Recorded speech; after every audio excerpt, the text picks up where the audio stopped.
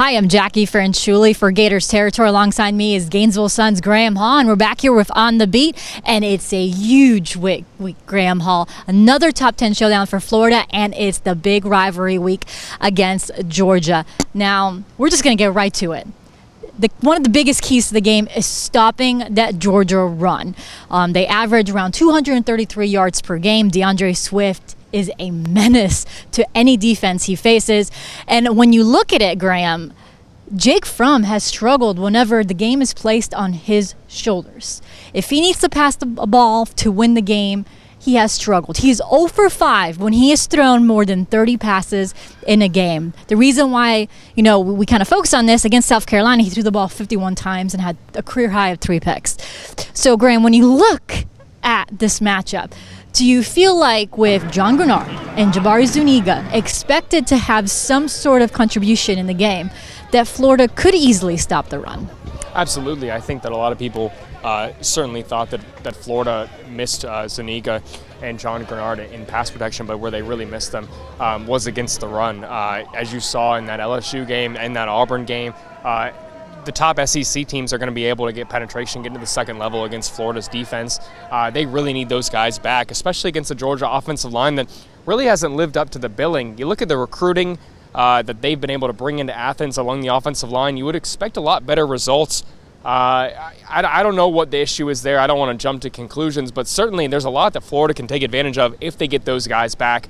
I really have not seen a game so contingent upon the hopes of getting 2 guys back as this one may be, Jackie.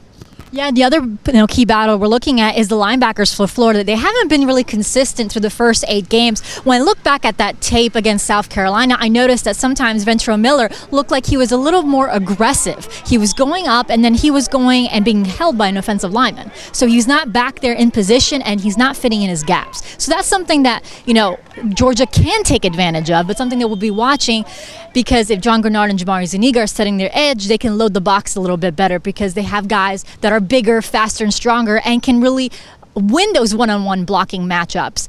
And then when we look on the flip side, Graham, the offense for Florida, I think they have a lot of playmakers that can cause mismatches against Georgia, especially when you look at Georgia's secondary versus Florida's deep wide receiver room.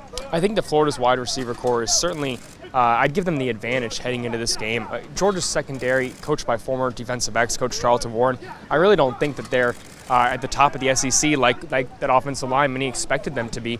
I really give the advantage to Florida's wide receivers. If they can have a chance to exploit some one-on-one matchups, get over the top, if that offensive line can give Kyle Trask 3 seconds to set his feet, go through his reads in the pocket, this could be a chance for Florida to get some big plays against that Georgia secondary and really let Florida do what they want in the ground game. If they can open up the passing attack and give Florida the chance to get Dameon Pierce, LaMichael Pirine involved in the running game, this could be a chance that you could see Florida putting up 30-plus points, which isn't really out of the ordinary for Dan Mullen. Since that South Carolina game last year, they've scored more than 24 points in 11 of those 13 games, I believe. I'd have to go back and check that exactly. But you look at how they started the Dan Mullen era and how they have been recently, they usually hit that point spread. And this is a Florida team that's going to be very, very hard to beat, especially if they get into a shootout. It's going to be very interesting on Saturday. And right now I'm leaning Florida.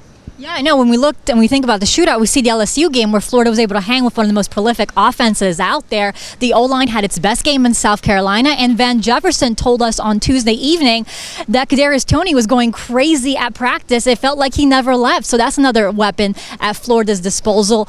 So, okay, Graham, quick predictions. Do you think Florida can manage to get a big game win against Georgia? I think they do. I think that this team last year, we talked to the guys tonight, and they said that last year this team probably could have put away Georgia, but they just were missing too many pieces and didn't really know how to win. This is a team that knows how to win. They trust the coaching staff. They're really much more comfortable in the offense. Dan Mullen, I think this can't be overstated, is one of the best coaches in college football when it comes to halftime adjustments and feeling out what the team is doing in the first half. If Florida can keep it close at halftime, get some points through the passing game from Kyle Trask, establish the run, and limit Georgia's run, I think that Florida could win this game handily. I am going to go 27-21 Florida, though. I think that Georgia will keep it close. It's going to be a game that, like last year, does come down to the fourth quarter. But this year, I think that Florida has enough to get it done. Yeah, I agree. I am choosing Florida over Georgia. I've been saying this since last week when I was on Zach Alpaverde's Locked On Gators. I said Florida was going to win. I'm choosing a field goal difference. I think it's going to be 27-24, around that range. It's going to be a close game. But I think Florida has the edge because they do have the opportunity to have those mismatches, like bringing on Kyle Pitts. I don't think Georgia has a solution for Kyle Pitts. And I also feel like Florida's defense back at full strength, or at least John Grenard. I think he's the bigger piece when you look at this defensive end. I think him coming back will certainly make a difference for Florida. So I think UF has a slight advantage going into Georgia and also has a little more of the momentum coming into the game. So obviously Georgia has not been playing well the last 2 games. Meanwhile, Florida has won those gritty games. And although they lost against LSU, I felt that it was a good performance for the offense. Stay with Gators territory as we continue to count down to the big matchup on Saturday.